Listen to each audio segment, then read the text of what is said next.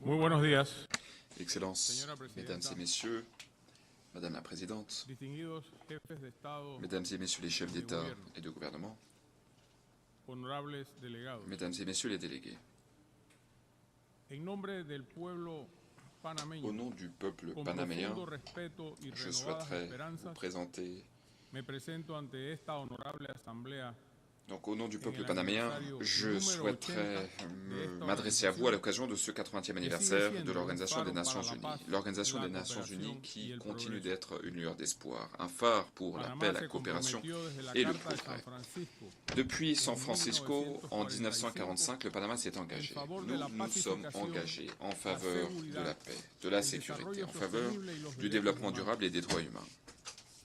En estas 8 Au cours de décadas, ces 8 dernières décennies, nuestro país ha mon apostado pays a por la misé diplomacia pour la multilateral diplomatie y el derecho multilatérale. internacional público como un eje cardinal de su Nous política avons exterior. fait du droit international public La l'axe iniciativa central de ONU notre 80, politique étrangère. presentada por el L'initiative secretario ONU general Antonio 80 a été Guterres, présentée par le secrétaire général ofrece la Antonio oportunidad Guterres. de Cette reflexionar initiative doit nous permettre sobre el de réfléchir pasado, au passé. hacer un llamado de Cela atención doit por nous las permettre amenazas del presente de réfléchir à la para façon dont nous pouvons vislumbrar combattre un les menaces futuro du más présent, justo. afin de bâtir un avenir plus équitable. Tenemos la firme convicción de que hoy, Nous sommes más que convaincus nunca, qu'aujourd'hui, plus que jamais, nous devons renforcer le multilatéralisme para responder a los afin de retos relever y crisis les défis globales mondiaux, como herramienta afin de de résoudre les mitigar las crises. asimetrías Le entre las multilatéralisme naciones. doit nous permettre d'atténuer les En ese sentido, asymétries entre les nations. À Quiero cet égard, destacar que la je política souhaiterais multilateral souligner coadyuvó para que nuestro país, por ejemplo, que le multilatéralisme lograra salir de a las aidé listas mon pays. Cela a discriminatorias permis à donde mon nos pays había d'être colocado la retiré Unión de Europea listes y el sur GAFI. lesquelles nous avions été placés par l'Union Pues européenne es et le una GAFI. incoherencia ser parte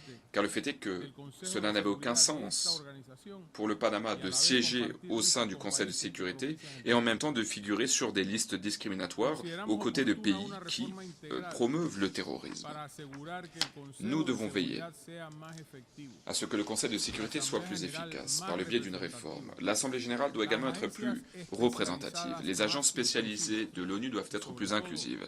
Et surtout, nous devons réduire la bureaucratie. Panamá, al igual que otros países, À l'instar pide una d'autres mayor pays, nous pensons representación qu'il de faut América renforcer la Latina y del représentation Caribe de l'Amérique latine et des en los Caraïbes órganos de au sein des toma organes de prise de décision.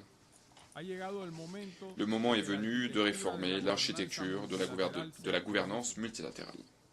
Nuestra región Notre es région est la principal principale région exportadora exportatrice de alimentos de denrées vegetales. alimentaires au monde. Tiene un canal Par ailleurs, estratégico que une dans notre région se trouve un Atlántico canal, con el le Pacífico. canal qui relie l'océan Atlantique et l'océan Pacifique.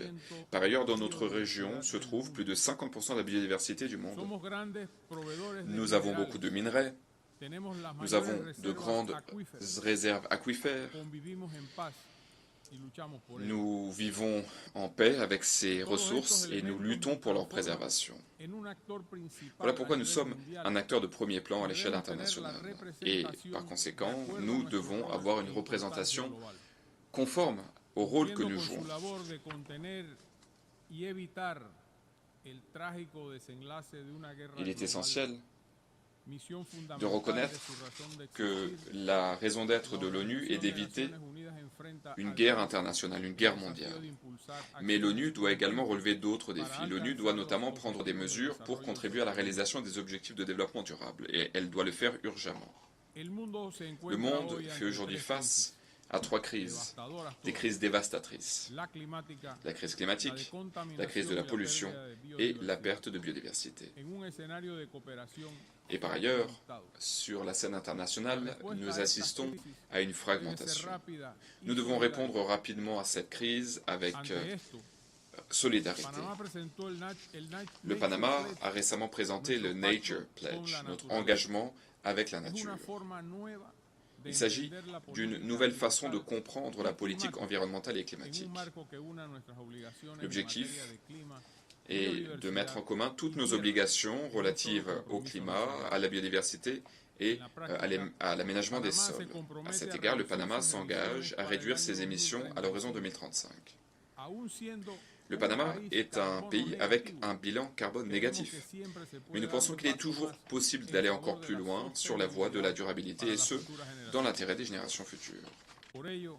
Voilà pourquoi nous allons restaurer 100 000 hectares d'écosystèmes prioritaires, notamment les mangroves et les bassins versants, car nous estimons que la nature, c'est la meilleure façon de se défendre face au changement climatique.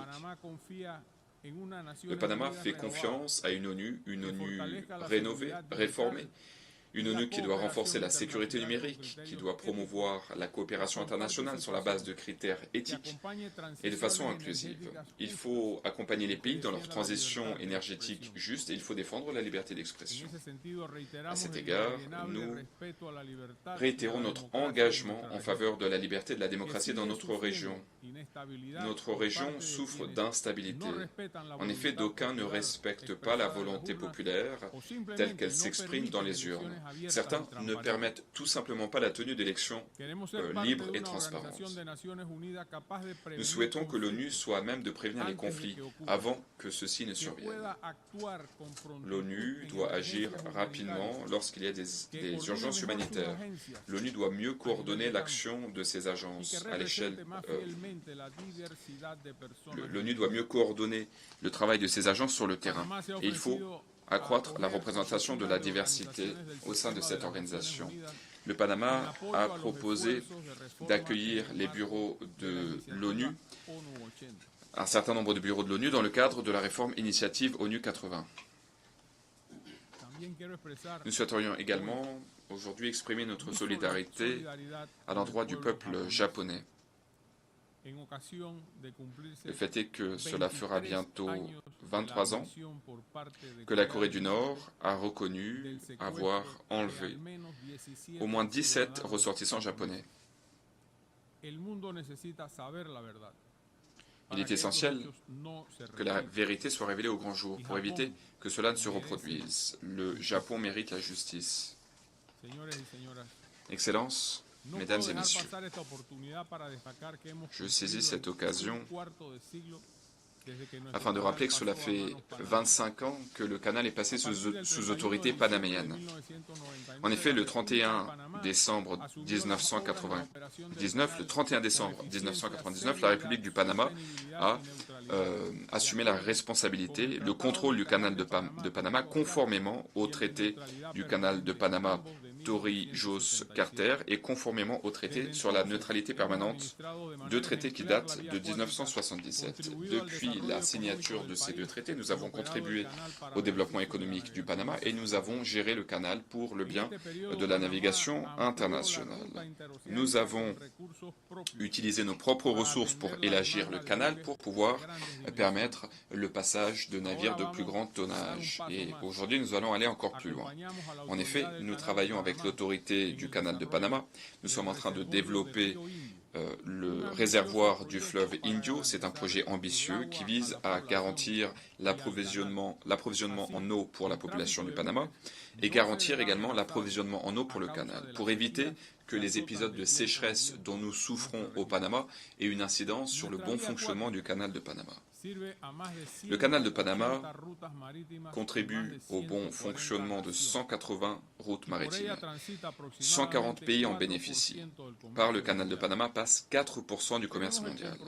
Et nous avons un engagement, garantir l'efficacité du fonctionnement du canal et ce pour le bien de la logistique internationale. Je souhaiterais devant vous réitérer une fois encore notre engagement indéfectible en faveur du régime de gestion du canal qui a été créé, qui a été établi par ce traité. Il faut garantir la neutralité permanente. Et un certain nombre d'États, d'ailleurs, se sont ralliés à ce protocole. La neutralité du canal, c'est la meilleure façon de protéger la sécurité du canal de Panama.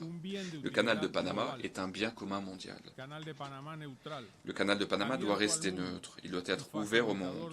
Il doit faciliter un commerce international plus intégré. Le canal de Panama continuera d'être panaméen. Comme vous le savez, le Panama siège actuellement au Conseil de sécurité avec un mandat qui court de 2025 à 2026. Au mois d'août dernier, nous avons assumé la présidence du Conseil de sécurité. Et nous savons que c'est une responsabilité Il est essentiel que le Panama s'exprime en faveur de la paix, en faveur de l'égalité souveraine des États, en faveur de la justice, du droit international et en faveur du respect des accords noués entre les pays. Nous avons également souligné l'importance de la sécurité maritime. C'est une priorité du Panama dans le cadre de notre mandat au Conseil de sécurité.